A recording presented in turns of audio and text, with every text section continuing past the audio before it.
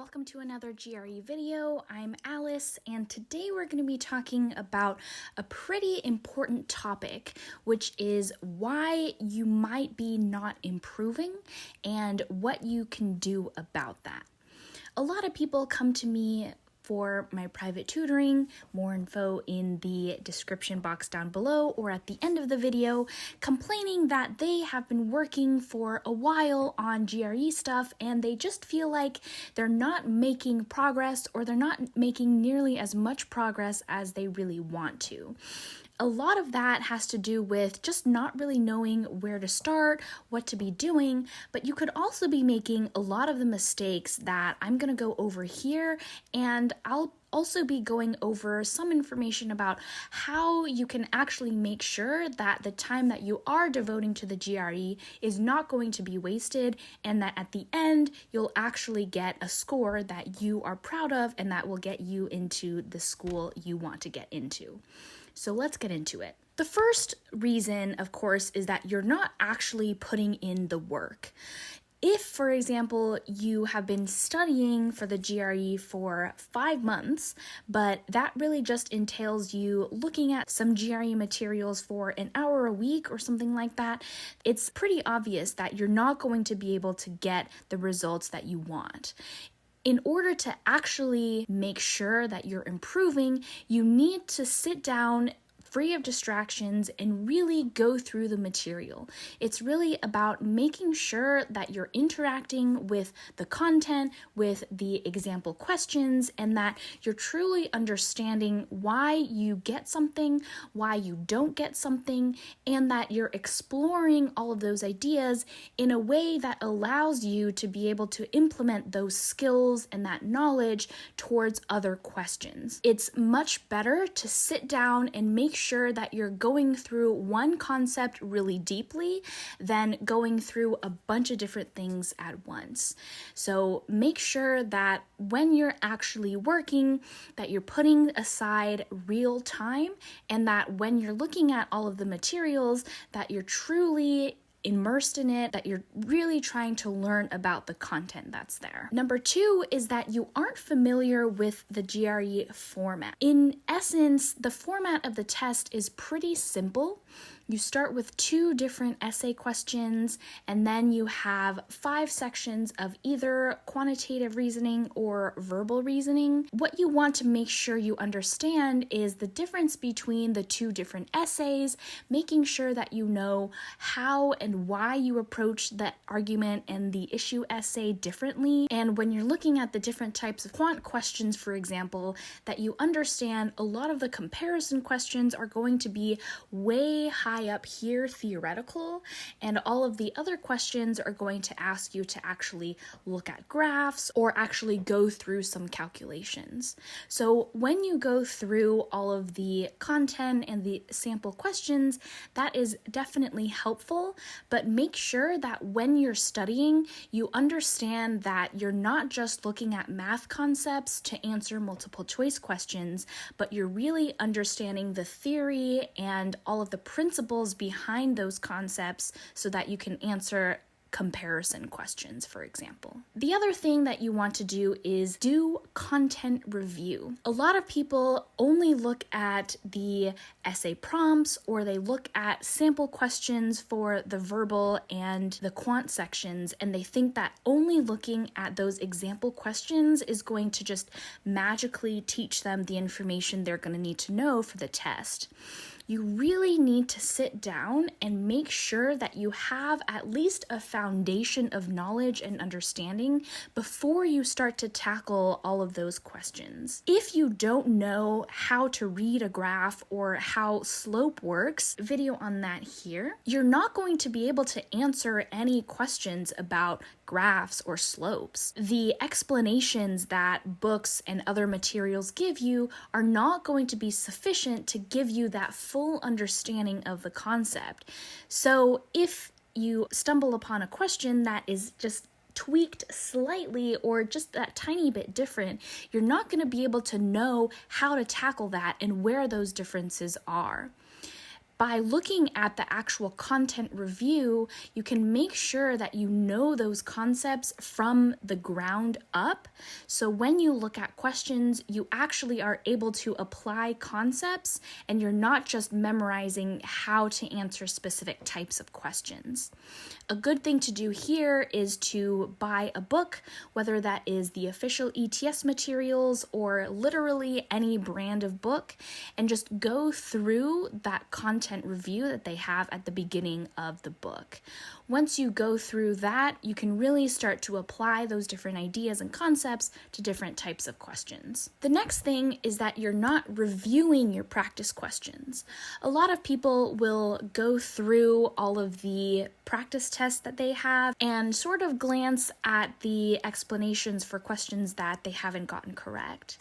Now, obviously, this will help you in hopefully understanding better the mistakes that you made, but a lot of times you're not truly getting into the nitty-gritty of understanding why the practice questions were ones that you got wrong. When you make a mistake on a practice question, what you want to do is really go back and understand what type of question that is, why it is that you haven't understood it. So a lot of times it's going to be that you simply don't know the content, whether that's a vocabulary word or a quantitative concept. You're going to want to then go back to the content review or whatever materials you have and review that information. If it has to do with slope, for example, go back to the earlier pages in the book that talk about slope and just remind yourself what slope is about, what that means, how you calculate it.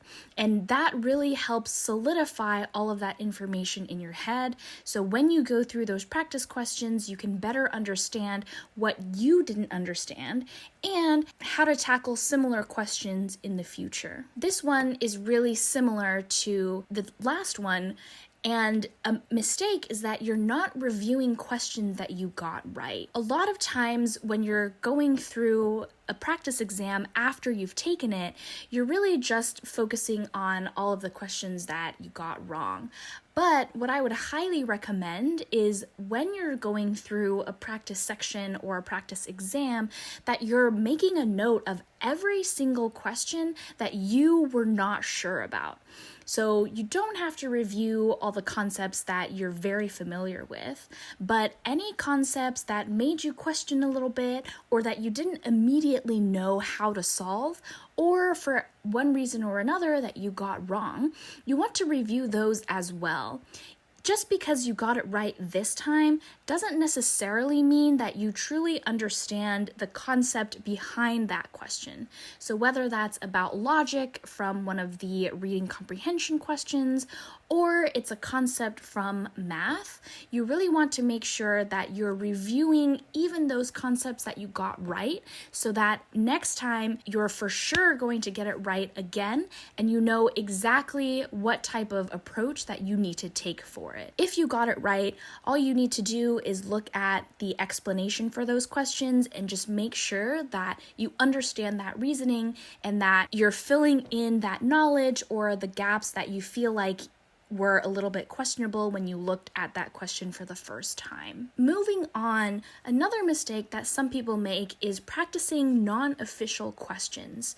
So a lot of times this is something that you kind of have to do, so it's a little bit inevitable if you have a longer timeline or if you're really truly doing a lot of the practice that I mentioned before. What I mean by this is that a lot of times people focus a lot on questions from books like Kaplan or Magoosh or Barron or any other of those test prep companies that really try to provide sample questions for you to practice. Now, it's not to say that these are not useful. The only thing is to note that sometimes these questions are written very poorly or written in a way that is completely different from what the actual test questions are going to be. This especially applies when you're thinking about writing practice essays. And the reason is because ETS, the company that runs the GRE, actually has every single one of the current prompts that could possibly show up on your test posted for free online. I'll link to that in the description down below, but if you're not scrolling through those essay prompts and looking at those questions and only those, you're probably practicing questions that don't touch on the same themes that the ETS official questions talk about, or that they're just totally poorly written. I've seen argument essay questions that have one sentence written, and you're supposed to respond to an argument that's made in one sentence. If you look at the official ETS argument essay questions, none of them are one sentence, and most of them actually develop an argument of some sort. If you're not using those questions to practice, you're really trolling yourself. Now, similarly, if you're looking at verbal or quant questions, a lot of those are going to be a lot more similar just because the concepts that are tested for math and verbal, there's a lot more variation that you can have while you still keep the meaning and the theme of the question similar. So a lot of times using those practice questions to really make sure that you're on the right track and that you're understanding the concepts behind those questions, that can be really useful. Just make sure that as much as possible, you're relying on ETS official materials. Now, the next tip is related to writing, and this mistake is that you're not actually brainstorming or writing essays. Obviously, it's impossible to go through every single possible prompt that's listed on the ETS website, but a lot of people look at the prompts and sort of think or kind of meander a little bit on what you might say about the prompt, and then sort of think that, oh, you are ready to actually tackle any prompt that you're given on test day. This is super naive because unless you're actually going through the full brainstorming process, you can see me do that right here, or writing the full essay yourself, you're not going to see how much or how little you're explaining yourself, how well you're developing your logic, or how much you're really able to make an argument effectively or break down an argument effectively. Actually, writing or brainstorming an essay should not take that long. As you know, on the actual test, you only have about 30 minutes, so doing that practice should only take you 30 minutes. Slightly more if you're first going through that whole process. What you want to do is just actually put down all of your ideas on paper for the brainstorming process, and then think through how you're going to explain those ideas. How do the reasons that you come up with help you answer the question? And what are the reasons that you're taking the argument that you're taking? As you think through this and as you write at least a handful of essays, you really start to understand how to explain yourself, how to organize your argument, how to work through that logic, and put together an actual coherent essay. The next mistake that I see is that you focus a lot more on timing than on understanding. When people work through essays or sample questions, a lot of times they're very worried about how much time they're taking writing the essay or how much time it takes them to work through one single question. Of course, this is important. The GRE, unfortunately, is timed, so you do have to be aware of how much time it's taking you. The only thing is that when you're practicing, time really is not that important. The reason that you practice is that you want to understand the concepts. You want to understand how to write your argument. You want to understand how to read a passage so that you can answer questions about it. So when you're doing the practice yourself, make sure that you're focusing really on that process of understanding rather than how much time it takes. What you're doing when you're focusing on understanding is you're really building that skill and increasing your speed with that. So once you know how to brainstorm, for example, you're going to go from 20 minutes that you need to brainstorm to 10 minutes, and then, maybe you can cut it down a little closer to 5 to 7 minutes on brainstorming. So that can be what you actually use when you write an essay. You want to avoid spending so much energy and time focusing only on how much time it's taking you to get through the material, so that you truly leave yourself that time to understand concepts and really work through how to answer different types of questions. Now, another mistake I see a lot is that you don't look for patterns in your mistakes. So after people work through essay questions or verbal and quant especially, they think, oh, this question I didn't really understand this, that question I didn't really understand that, but they don't really look at all the mistakes put together. One way that you can do this is just to jot down a few different types of mistakes that you're making. So whether that be related to a certain concept, or if it's related to timing, or if it's related to something else, you want to be aware of why you're making certain mistakes, because that's the only way that you can really address that specific issue. By understanding the types of patterns that you're making in your mistakes, you can really start to address specific things and addressing the reasons that you're not improving. Once you see, for example, that a lot of your mistakes are made because you don't understand how to do prime factorization, for example, then you really know that you can sit down and spend a lot of time going through prime factorization and working through that specific concept. Once you do that, a lot of your problems with that are going to be gone. So make sure you understand where your patterns are and why you're making those mistakes. Another thing I see is that people love to follow other people's advice. And that's great, because obviously you want to see how other people have scored well and how they've done well on the GRE. The thing that you don't want to do is focusing too much on the details of how people studied or the materials that they used or something like that. The reality is that a lot of materials are very similar, and the reason is because the GRE is a very set and a very tight set of concepts. So any materials that you use, be it videos or books, they're really going to be covering the same concepts because it's all finite. The other thing is that when you have reading comprehension, for example, you really want to be testing different strategies because everybody is different.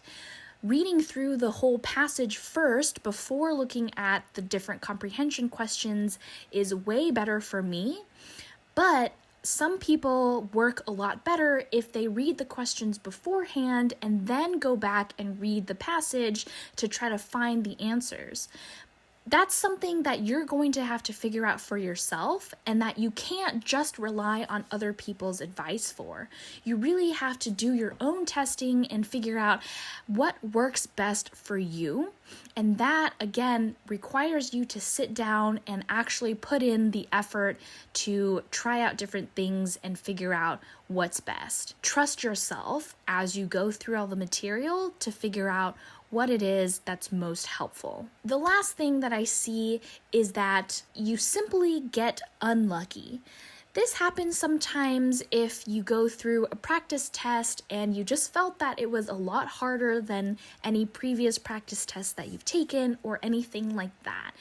Sometimes that is the reality, because the way that the test works is that it doesn't cover every single topic, and some topics you're going to know better than others.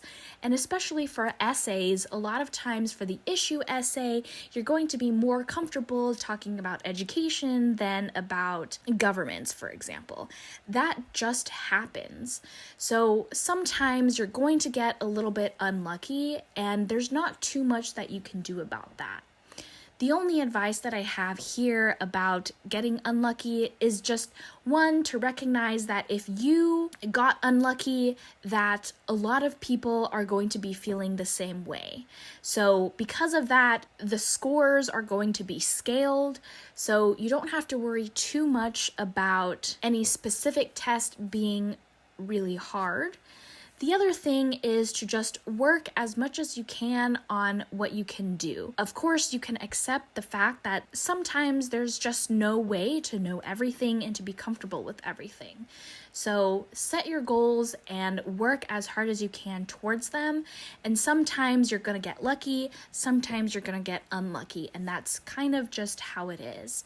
Again, the best thing that you can do there is just to put in as much effort as you can and try to remember as much vocabulary as you can and work through as many math questions as you can.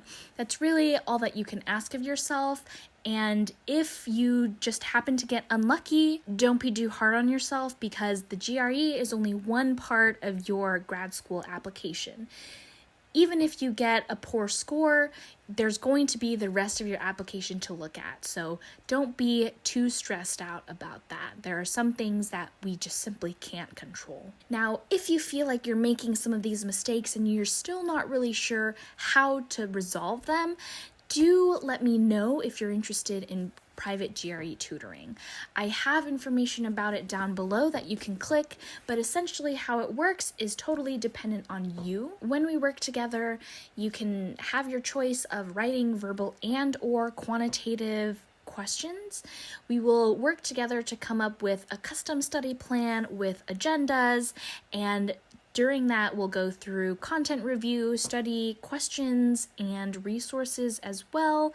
I offer flexible scheduling and payment, so it is all dependent on what you want and helping you specifically improve. So it's extremely personalized to what will help you be better.